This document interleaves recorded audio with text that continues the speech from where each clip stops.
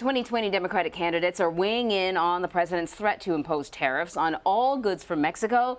The move is meant to pressure the country to stop the surge of undocumented immigrants from coming into the U.S., but could ultimately mean higher prices for American consumers. That's right. During a CNN town hall last night, Colorado Senator Michael Bennet was asked how he would handle the situation if he were president.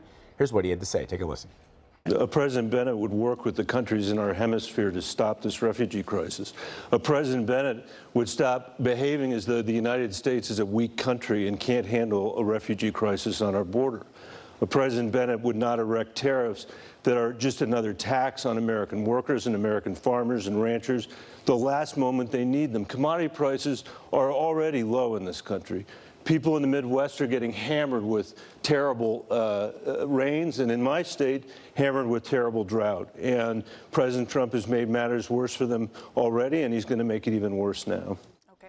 So for more on what the senator had to say last night, we're joined by CBSN political reporter Caitlin Huey Burns. Good to see you. Hi, good morning. Happy Friday. So while these tariffs could potentially hurt U.S. consumers, the Trump administration's trade war with China, we've already seen that. We've already seen it disproportionately affect American farmers and ultimately American consumers.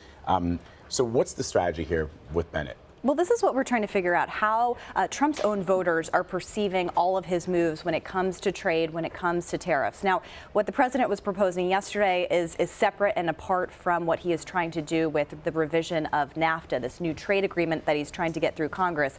The decision yesterday is all about the southern border, but it does threaten that trade deal that a lot of his constituents, his supporters wanted to see, something that he promised during the campaign trail. So that's something that we're watching for. But it's interesting to see how the Democrats are talking about these issues, because there is this thought of maybe trying to appeal to some Trump supporters in those areas that would be affected by either this new trade agreement, would be affected by the trade war with China, or affected by these new tariffs that are being threatened against Mexico. So Bennet was trying to say, like, look, this is not a good deal. He is from Colorado. You have other candidates running who are saying similar things, and look for this to be a line that Democrats are using in their arguments. But the question is, what would they propose? We haven't seen a lot of proposals yet coming out of Democrats about what their own trade deals would be like. So to that point that you just brought up about the Democrats, considering maybe this is an area which they could lure some Trump voters over. GQ wrote an article, or there's an article in GQ about that. The title of the article, the Democratic Party is waging a war against its very own base. And in it, the article essentially argues, and here's a portion of it, that the path forward for the Democratic Party is investing in the electorate of the future, not trying to win over a smaller portion of white voters that voted for Trump. Without a sharp pivot, the Democrats risk losing an entire generation of future Democrats. It's this really interesting debate that the party is having right now, which is, do we go after those Trump voters that flipped from Obama to Trump in 2016, or do we look at areas where the demographics are growing in favor of Democrats?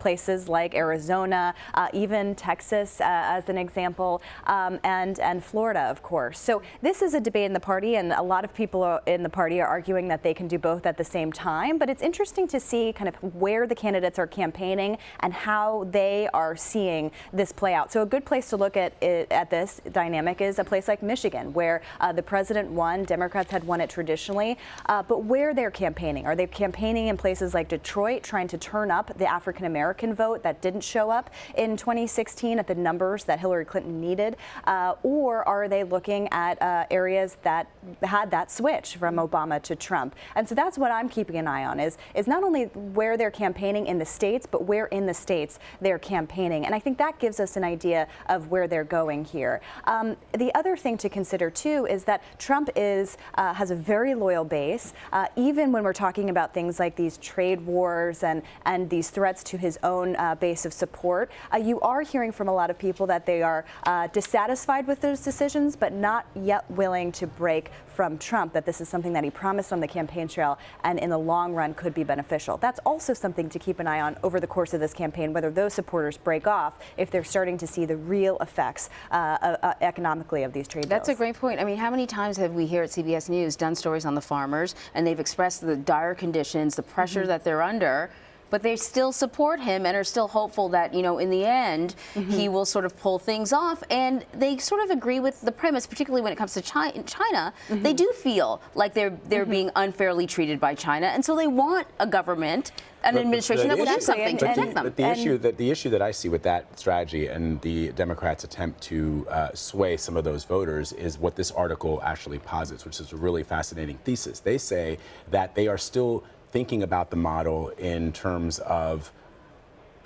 I don't want to use 2008 as a benchmark, but the idea that they need to bring voters back in Pennsylvania, Ohio, and Michigan, which has traditionally, up until the 2000s, been a base for Democrats that have now switched over to Republicans. What basically they're talking about is white middle-class voters.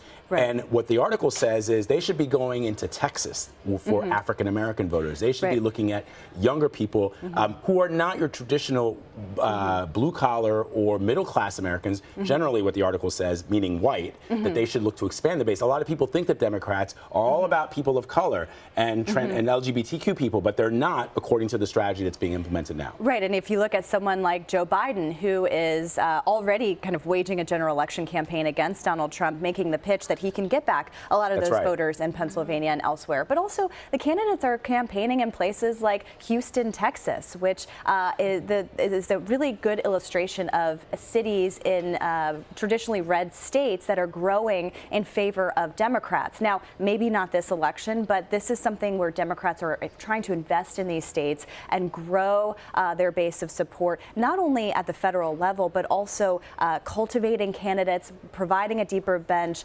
growing their numbers at the local level as well. And so that's something that's going to be really interesting to see, especially throughout this primary process, who emerges kind of top of the field. Is it someone like Biden who is pitching himself as someone who can get back those Trump voters, or is it another candidate who is saying, look, let's grow where we see areas of potential growth? Yeah, I mean, you saw what happened in Alabama when African-American women came to the polls and delivered that Senate seat for the Democrats. And what this article is saying is that, look, you dismiss these voters at your own peril. Right. Really fascinating discussion, which we could keep talking about for a long time. Caitlin, thank you very much, as always.